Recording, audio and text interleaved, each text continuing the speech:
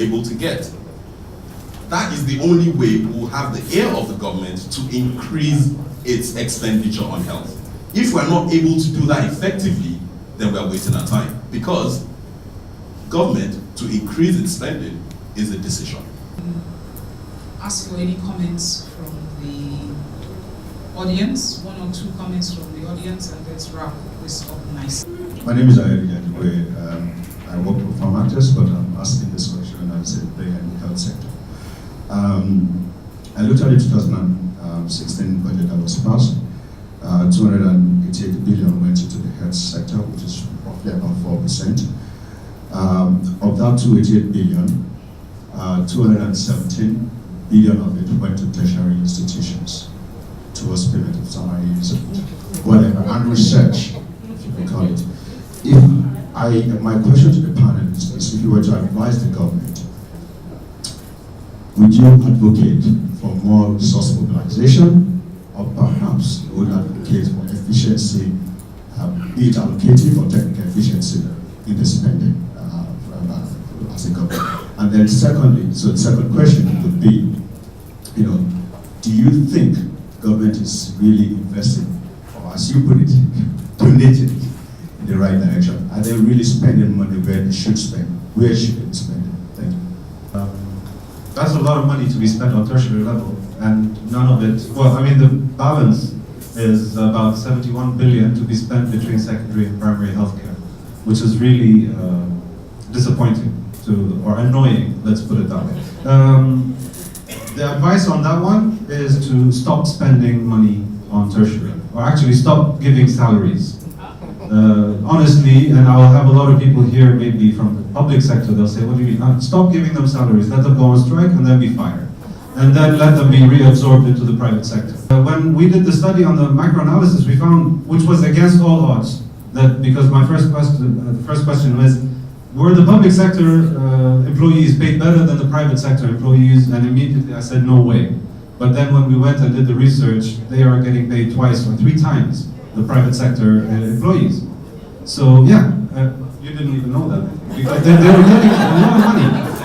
So I, as a private investor, would come in, I bring in the technology, I invest, I bring in $2-3 million worth of equipment that are brand new, and I've heard a lot of people say that doctors in Nigeria can't read the reports. I'm sorry to say, they can, they are well trained. They are very capable, and they can read those reports very well.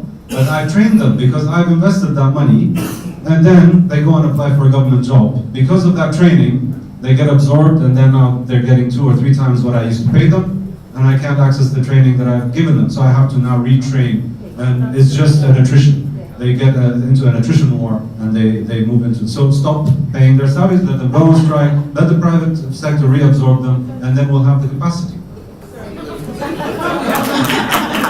I think there's a trend as well. While I didn't know up until now that the people in the public sector are better paid than the people in the private sector, you find out that perhaps 7 out of 10 of those doctors have a private practice. So the people that would suffer are the same people we're trying to fight for now, the people that need the healthcare, people that do not have too much money. I think it's something that you don't have the straight answer. I won't say let them go on strike and then get them sacked, because people that can afford quality or available healthcare will still be able to afford it. And the people, because of what we need to have, healthcare, will never be able to afford it. So those doctors, I don't know how they get around it. I think that there is a stakeholder block that is exempted from this entire discussion. I'm the only one that knows, maybe in this room, that if you have a life insurance license, you can also do health insurance. Not health insurance from the perspective of HMO, but health underwriting. I also know that as a health insurance company, I can therefore access reinsurance, which will impact my pricing because I am sharing the risk. I also know, for instance, that Swiss Re, which is one of the biggest reinsurance companies in the world, is looking at coming into Nigeria, partnering with insurance companies to deliver healthcare financing in terms of health insurance. So I think there must be a handshake, I don't know, between NHIS and NICOM to talk about health insurance properly, put things in perspective, particularly talking about health insurance from the underwriting perspective, such that pricing of the proper risk management tools, particularly reinsurance, can be included. I know that HMOs, for instance, cannot get reinsurance, and therefore the pricing is stuck somewhere because they're not sharing the pricing. So that is a stakeholder group that has been left out of this whole discussion, and that can be accessed. Before we close that initial question, I think we need to just address it properly, because these things are getting documented and it will go out, and we just want to let's do it properly. Please don't fire anybody. Please also don't take anybody's salary. But you see, one of the things that we should always look at countries that have done this right and how they've gotten it right. And I like that question. I asked that, I know that he knows the answer to that question. But for the benefit of people that are here, I mean, if we look at what happened with the United Kingdom before the pre-Thatcher system, the NHS found out that it had a huge amount of money was paying out in salaries. And one of the things Margaret Thatcher asked at that time was, why am I paying these people this amount of money? And they are not as efficient as I thought they would be. And nobody had an answer for that. So one of the things she instituted was that people begin to work for their money. And they did. And so you'd find different doctors in the NHS earning as much as $500,000 pounds a year, and some earning as low as £100,000 based on the amount of effort you put into a system. And so that is one of the things I think we need to adopt here. It's one of the things that I've had the opportunity to work with 3 commissioners. 3 of them have been or are here. One is still here, Dr.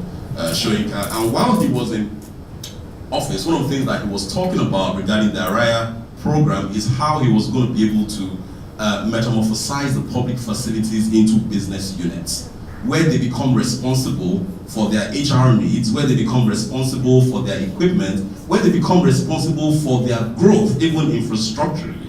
And once if we're able to do that, then you actually find out when a doctor knows that based on the amount of effort he puts into a system, he gets it, you will find out that they will begin to close their private facilities. Because then they know that my salary is not stagnant, so I'm not fixed on the salary. 2, if I put in the same effort in my private facility into this public facility, then I'm still going to get the same amount of money anyway, and then I don't have to bother with administrative effort and all of that.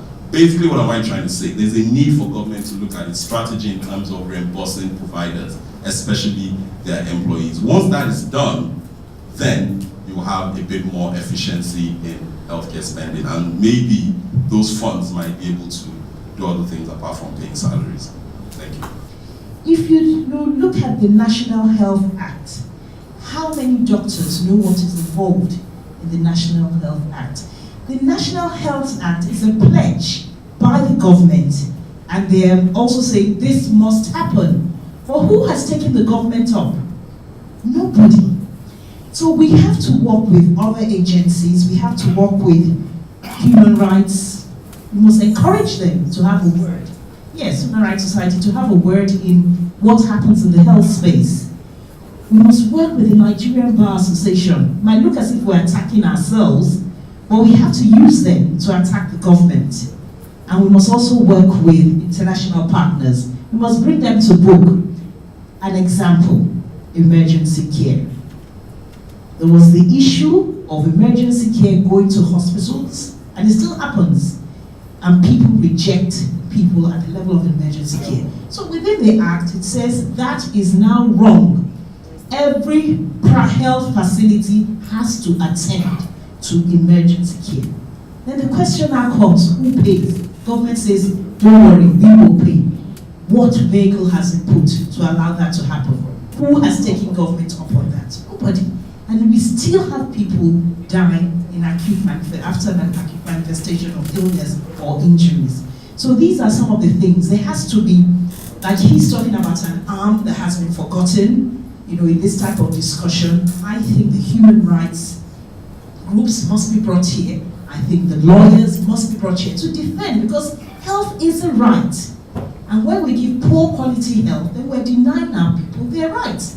And that's the whole essence of putting it into law, so that people are brought to order. So, I think, these type of guidelines should address these issues. Thank you. And finally, we run a global budget system whereby each hospital gets a fixed budget. Some countries run the HMO system. So what we need to do to get government to increase financing, I think first of all we have to engage the tertiary institutions. There should be in meetings like this, the medical directors, resident doctors, let them know, look, we want government to be more involved in funding healthcare. And 3/4 of the funds go to you guys, but they need to see more results. So let's work with the MDs, the resident doctors themselves. How can we begin to improve healthcare delivery in our tertiary hospitals? And on the other hand, yes, we'll talk to the government, but then they should have the basic salary and initiate the pay for performance. Yes, initiative. For example, if you look at what we're doing in Ogun State, the work that we're doing, one of the things we did was to advocate for an independent quality unit. And what that independent quality unit would do would be to ensure quality standards across private and public facilities, ensuring that whether you go to a public or a private, you would get the same level of care. And this was brought into the insurance program, and that whole TWG, that whole unit was spearheaded by SafeCare. And now they actually have a unit that consists of both public and private entities, including the HEPMP and Ogun State chapter, and they have recently adopted and adapted the SafeCare models. Going beyond that, another thing that was done was for every facility that is to come on board the Araya program, they have to go through an empanelment process where they are quality accredited. So a facility is not brought on board based on who you know, it's brought on board based on the level of quality of services you provide, and if you meet the minimum standards. So that is how we've been able to bring in, quality as a measure into what we do. Unfortunately, in our environment, quality has been equated into price.